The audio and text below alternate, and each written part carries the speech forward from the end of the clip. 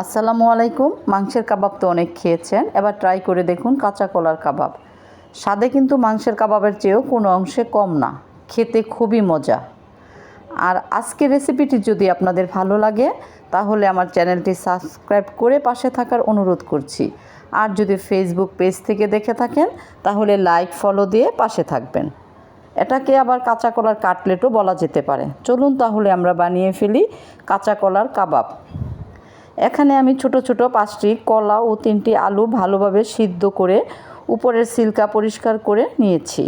এখন এই সিদ্ধ করা কলা ও আলু একটি পিছনিতে নিয়ে ভালো করে ম্যাশ করে নিতে হবে, যাতে কোনো লাম্পস না থাকে।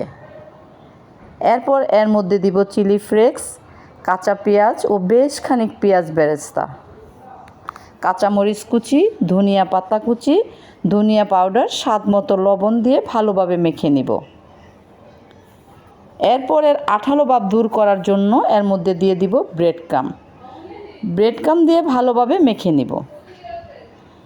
এরপর এর মধ্যে একটি ডিম দিয়ে মেখে নিব। সামান্য টালা জিরার গুঁড়া দিতেও ভুলবেন না। সবগুলি উপকরণ দেওয়ার পর হাত দিয়ে ভালোভাবে মেখে নিয়ে 2 হাতের মধ্যে সামান্য তেল দিয়ে গোল গোল করে কাবাবের শেপ তৈরি করে নিব। এরপর ফ্রাই প্যানে তেল গরম করে অল্প আঁচে কাবাবগুলো উল্টে পাল্টে ভেজে নিব। ব্রাউন করে সবগুলো কাবাব আমি ভেজে নিয়েছি। কাঁচা কলার কাবাব যদি এখনও আপনি বাসায় ট্রাই করে না থাকেন তাহলে এই রেসিপি দেখে অবশ্যই ট্রাই করে আমাকে কমেন্ট করে জানাবেন কেমন হয়েছে। ভাত, পোলাও ও নাস্তা হিসাবে খেতেও এই কাঁচা কলার কাবাব চমৎকার।